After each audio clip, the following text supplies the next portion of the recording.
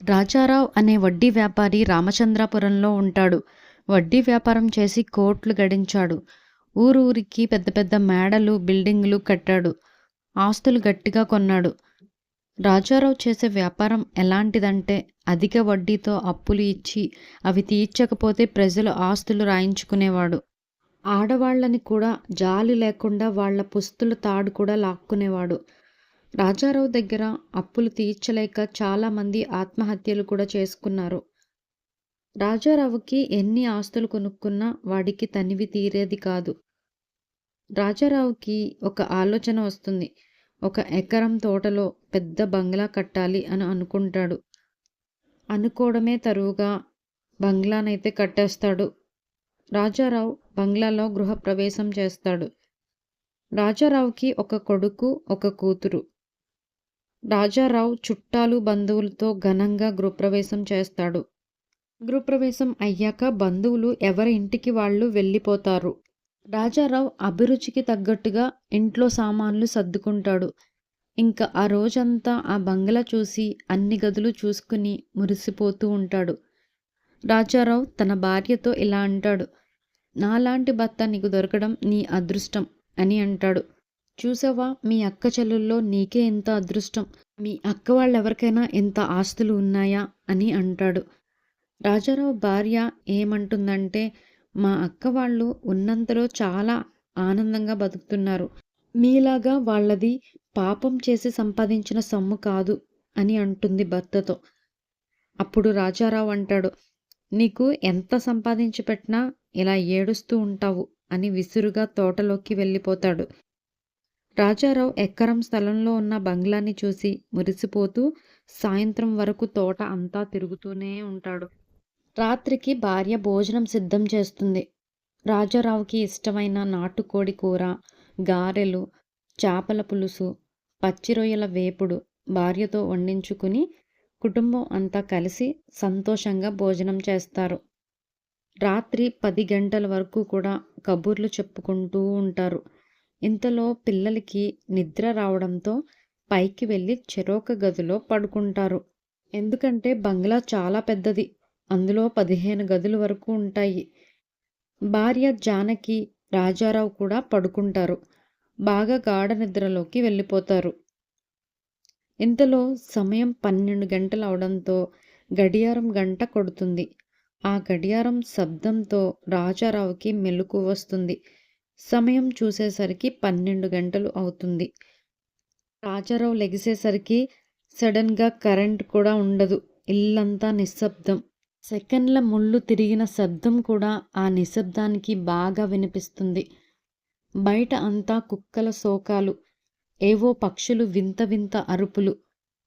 అసలు వెలుతురు కనబడడం లేదు అనుకుని కిటికీ తలుపులు తెరిచి చూశాడు. చూసేసరికి జుట్టు విరబూసుకున్న దెయ్యాల్లాగా ఉంటాయి చెట్లు. చెట్ల దగ్గర నుండి ఏవో ఆకారాలు కదులుతున్నట్లు కనబడతాయి. రాజారావుకి భయం వేసి వెంటనే కిటికీని మూసేస్తాడు. భార్య జానకిని లేపుతాడు. నిద్రలోంచి లెగిసిన భార్య అంటుంది, మంచి నిద్ర పోగొట్టారు, ఏమైంది అనుకుంటూ లెగుస్తుంది. వెంటనే జానకికి పిల్లలు గుర్తొస్తారు. కరెంటు కూడా లేదు.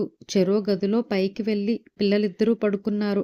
భయపడుతున్నారో ఏంటో అని అనుకుంటూ కొవ్వొత్తి పట్టుకుని హాల్లోకి వచ్చి మెట్లు ఎక్కుతుంది. ఒక మెట్టు ఎక్కిందో లేదో శ్రావణి ఏడుస్తున్న శబ్దం వినిపిస్తుంది.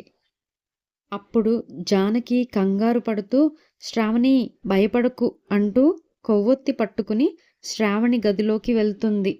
వెళ్ళేసరికి శ్రావణి మంచం మధ్యలో కూర్చుని ముఖానికి చేతులు అడ్డు పెట్టుకుని ఏడుస్తుంది.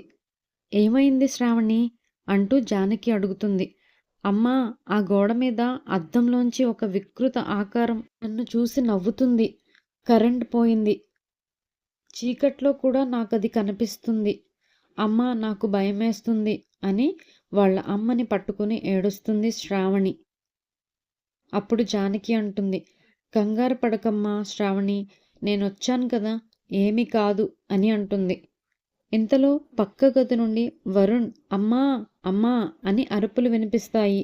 ఆ కొవ్వొత్తి పట్టుకుని జానకి, శ్రావణి కలిసి వరుణ్ రూంలోకి వెళ్తారు. తలుపు తీసి చూసేసరికి వరుణ్ మంచం కింద పడి ఉంటాడు. అమ్మా! అమ్మా! అని అరుస్తూ కనిపిస్తాడు. ఏమైంది వరుణ్? అని జానకి అడుగుతుంది. అప్పుడు వరుణ్, అమ్మా! నన్ను ఎవరో మంచం మీద నుండి ఎవరో గెంటేశారు. గది అంతా చీకటి. నాకు ఎవరూ కనిపించడం లేదమ్మా అని అంటాడు. భయపడకు వరుణ్, నేనొచ్చాను కదా అని ధైర్యం చెప్తుంది తల్లి జానకి. ఇక తల్లి, ఇద్దరు పిల్లలు కలిసి కిందకి వెళ్ళిపోతారు భయంతో. అమ్మా! డాడీ ఏరి కనిపించడం లేదు అని పిల్లలిద్దరూ కంగారుగా అడుగుతారు. మీ ఇద్దరి హడావిడిలో పడి డాడీ సంగతే మర్చిపోయాను. వెళ్ళి చూద్దాం పదండి అని అంటుంది. వెళ్ళి చూడగా రాజారావు చీకట్లో పడిపోయి ఉంటాడు. స్పృహ ఉండదు. ఎంత లేపినా లేవడు. డాడీ, డాడీ అని పిల్లలు, ఏమండి, ఏమండి అని భార్య ఎంత పిలిచినా లేవడు. అప్పుడు జానకి ఒక గ్లాస్ నీళ్లు తీసుకొచ్చి మొహం మీద వేస్తుంది. అప్పుడు రాజారావుకి స్పృహలోకి వస్తాడు. ఏమైందండి అని జానకి అంటుంది. నువ్వు క్యాండిల్ పట్టుకుని పిల్లల దగ్గరికి వెళ్ళావు కదా. తర్వాత నన్ను ఒక నలుగురు మనుషులు మంచం మీద నుండి తోసేశారు. తర్వాత ఏం జరిగిందో నాకేమీ తెలీదు అని అంటాడు. ఇంతలో కరెంట్ వస్తుంది. హాల్లో ఉన్న సోఫాలో నలుగురు బిక్కుబిక్కుమని భయంతో కూర్చుని ఉంటారు. ఇల్లు అంతా తలుపులు బాదుతున్న శబ్దాలు, అడుగులు వేస్తున్న శబ్దాలు. కొద్దిసేపటికి తెల్లారుతుంది. రాజారావు ఒక సిద్ధాంతిని తీసుకుని వస్తాడు. ఆ సిద్ధాంతి ఇంటికి వచ్చి ఇల్లంతా చూసి, నాకు తెలిసిన ఒక మాంత్రికుడున్నాడు, అతన్ని కలవండి అని అతని అడ్రస్ ఇచ్చి వెళ్ళిపోతాడు. రాజారావు ఆ మాంత్రికుడిని తీసుకుని వస్తాడు. అప్పుడు ఆ మాంత్రికుడు నిమ్మకాయని మంత్రించి నిమ్మకాయని కొయ్యగానే నిమ్మకాయ నుండి రక్తం వస్తుంది. అది చూసి జానకి చాలా భయపడుతుంది. దాన్ని చూసి మాంత్రికుడు చాలా భయపడతాడు. ఈ ఇంట్లో మీరు ఉండకండి, తక్షణమే ఖాళీ చేసి వెళ్ళిపోండి. ఒక్కరోజు ఉన్న ప్రమాదమే, ప్రాణాలకే ప్రమాదం అని చెప్తాడు. నా మాట కాదని ఉన్నారంటే ప్రాణాలకే ప్రమాదం. నేను కూడా ఏం చేయలేను అని అంటాడు. అప్పుడు జానకి అంటుంది, ఏమండి, తక్షణమే ఇంటిని అమ్మేయండి. నేను ముందే చెప్పాను ఈ ఇల్లు అదోలాగా ఉందని.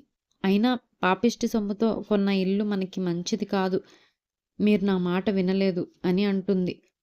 అప్పుడు రాజారావు, సరే ఇల్లు అమ్మేద్దాం, ఈరోజే మనం ఇల్లు మారిపోదాం అని అంటాడు. అదే రోజు రాజారావు ఇల్లు మారిపోయి తెలిసిన వారికి ఇల్లు అమ్మి పెట్టమని అడుగుతాడు. అప్పుడు ఇంటిని బేరం పెడతాడు. ఇంటిని కొందామని చూసుకోవడానికి వచ్చిన వారిని చుట్టుపక్కల ఉన్నవారు ఆ ఇల్లు మంచిది కాదు, దెయ్యాల ఇల్లు, అందుకే వాళ్ళు ఆ ఇంట్లో ఉండకుండా ఒక్క రోజులోనే బయటకు వెళ్ళిపోయారు అని చెప్తారు.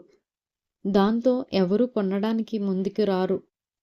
అప్పుడు రాజారావు అనుకుంటాడు, ఎవరు కొనడానికి ముందుకు రావడం లేదు కదా, కనీసం ఒక సంవత్సరం ఎవరైనా ఉంటే అమ్ముడవుతుంది అని అనుకుని పొరుగుర్లో ఉన్న దూరపు చుట్టమైన సుబ్బారావు, సావిత్రి ఇద్దరి పిల్లలతో ఉంటారు. వారింటికి రాజారావు వెళ్తాడు. ఏంటి బావా, మా ఇంటికి వచ్చావు? ఇంతకాలానికి మా పేదోళ్ళ ఇల్లు ఇప్పుడు గుర్తొచ్చిందా నీకు అని సుబ్బారావు రాజారావుని అడుగుతాడు. అప్పుడు రాజారావు, అలా ఏమీ కాదు, నాకు ఖాళీ లేక రాలేకపోతున్నాను. వ్యాపారరీత్యా మా కుటుంబం మొత్తం బెంగళూరుకి వెళ్ళిపోతున్నాము ఒక సంవత్సరం పాటు. నేను కొన్న కొత్త ఇల్లు ఖాళీగా ఉండడం ఎందుకు? మీరు ఎలాగో అద్దింట్లోనే కదా ఉంటున్నారు, మీరే ఆ ఇంటికి వచ్చేయండి, ఒక సంవత్సరం పాటు ఉండండి, ఎలాంటి అద్దె అక్కర్లేదు అని అంటాడు రాజారావు. సుబ్బారావు దానికి చాలా సంతోషిస్తాడు. 2 రోజుల్లో సుబ్బారావు, సావిత్రి వారి పిల్లలతో సహా ఆ బంగ్లాలోకి మారిపోతారు. భార్య పిల్లలు చాలా సంతోషిస్తారు ఇంటిని చూసి. అప్పుడు పిల్లలు తల్లిదండ్రులతో అంటారు, అమ్మా, ఇల్లు ఎంత పెద్దగా ఉందో, ఎంత బాగుందో, మేము ఆడుకోవడానికి కూడా చాలా పెద్దగా ఉంది అని పిల్లలు చాలా సంతోషిస్తారు. ఆ రోజు రాత్రి 8 గంటలకు భోజనాలు తినేసి ఒకే గదిలో నలుగురు పడుకుంటారు. సమయం అర్ధరాత్రి 12 అవుతుంది. గడియారం గంటలు మోగుతాయి. ఉన్నట్టుండి సడన్‌గా కరెంట్ ఆగిపోతుంది. ఇల్లు అంతా చిమ్మ చీకటి. ముందుగా సుబ్బారావుకి మెలకువ వస్తుంది. చూసేసరికి ఇల్లు అంతా చిమ్మ చీకటి. లెగిసి కిటికీలోకి చూస్తాడు. బయట వెన్నెల్లో ఒక 4 ఆకారాలు ఒక చెట్టు కింద కూర్చుని శోకాలు పెడుతూ కనిపిస్తాయి. పైన చెట్ల మీద గుడ్లగూబలు కూస్తూ ఉంటాయి. కుక్కలు కూడా ఒక పక్క శోకాలు పెడుతూ ఉంటాయి. సుబ్బారావుకి ఒళ్ళు జలదరిస్తుంది. ఎప్పుడూ గుమ్మంలోకి కూడా రానివాడు మా ఇంటికి వచ్చి మా ఇంట్లో ఉండండి అని అన్నాడంటే అర్థం ఇదా అని అనుకుంటాడు సుబ్బారావు. అలా అనుకుని ధైర్యం చేసుకుని భార్యాపిల్లల్ని ఎవ్వరినీ కూడా నిద్ర లేపకుండా ధైర్యం తెచ్చుకుని ప్రధాన ద్వారం తీసి బయటకి వెళ్తాడు. ఆ ఆకారాలున్న వైపుకి నడుస్తూ వెళ్తాడు. ఆ ఆకారాల్ని సుబ్బారావు అడుగుతాడు. ఎవరు మీరు? ఎందుకు ఈ టైంలో ఏడుస్తున్నారు? అని అడుగుతాడు. అప్పుడు ఆ ఆకారాలు నువ్వు నీ కుటుంబాన్ని తీసుకుని బయటికి వెళ్ళిపో, లేకపోతే చచ్చిపోతారు అని కీచు కీచుమని అరుస్తాయి. అప్పుడు సుబ్బారావు అంటాడు, నేను ఎలానో పేదరికంలో చచ్చిపోతున్నాను. మీ చేతుల్లో చనిపోవడానికైనా నేను సిద్ధంగా ఉన్నాను. నా భార్య పిల్లలు చాలా సంతోషంగా ఉన్నారు. మేమొక్క సంవత్సరం ఉండడానికి మాత్రమే వచ్చాము. 1 సంవత్సరం ఉండి వెళ్ళిపోతాము. అంతవరకు మమ్మల్ని బతకనివ్వండి అని వేడుకుంటాడు. అప్పుడు ఆ ఆకారాలు జాలిపడి రాజారావు మాకు ద్రోహం చేశాడు. మాకు అప్పు ఇచ్చి ఆస్తులు రాయించుకున్నాడు. ఇక బతకడానికి కూడా మాకు ఏ మార్గం లేక ఈ ఇంటి వెనకాల ఉన్న బావిలో మేం నలుగురు పడి చచ్చిపోయాము. అప్పట్లో పోలీసులకు మా శవాలు కూడా దొరకలేదు. ఎందుకంటే మేము చనిపోయామని పోలీసులు కూడా కనిపెట్టలేకపోయారు. తరువాత కొంతకాలానికి రాజారావు ఇదే ఇంటిని కొన్నాడు. మేము చనిపోవడానికి కారణమైన రాజారావుని ఈ ఇంట్లో ఎలా ఉండనిస్తాం? అందుకే వాడిని భయపెట్టి ఒక్క రోజులోనే గెంటేశాం. అందుకే అమాయకుడివైన నీ కుటుంబాన్ని ఇక్కడికి తీసుకుని పెట్టాడు. నువ్వు ఈ ఇంట్లో ఉంటే ఎవరైనా ఈ ఇంటిని కొంటారని భావించి నిన్ను ఈ ఇంట్లో తీసుకుని పెట్టాడు. ఇప్పుడు సుబ్బారావు అంటాడు, ఏనాడు మమ్మల్ని పిలవలేదు, భోజనం పెట్టలేదు, మమ్మల్ని ఎప్పుడూ పట్టించుకోలేదు. అలాంటిది ఏకంగా బంగ్లాలో ఉచితంగా ఉండమన్నాడు అంటే నాకు అస్సలు అర్థం కాలేదు అని అంటాడు. అప్పుడు ఆ ఆకారాలు, అయ్యో అమాయకుడా, నువ్వొక్క సంవత్సరం ఉంటే ఈ ఇంటిని అమ్మేసుకోవచ్చు అని రాజారావు అనుకుంటున్నాడు. నువ్వు మాత్రం రాజారావు ఎప్పుడు వచ్చినా ఏదో భయపడుతున్నట్టు ఉండు.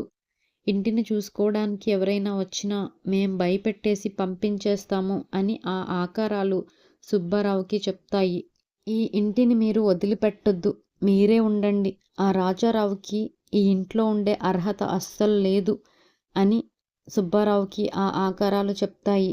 ఆ రోజు నుండి ఆ ఆకారాలు ఎప్పుడూ కూడా సుబ్బారావు కుటుంబానికి కనిపించవు. సుబ్బారావు కుటుంబం చాలా సంతోషంగా ఉంటుంది ఆ ఇంట్లో. ఆ ఇంట్లో పూల మొక్కలు, కూరగాయలు పెంచుకొని చాలా సంతోషంగా ఉంటారు. రాజారావు ఎప్పటికీ ఆ ఇంట్లో అడుగు పెట్టడు.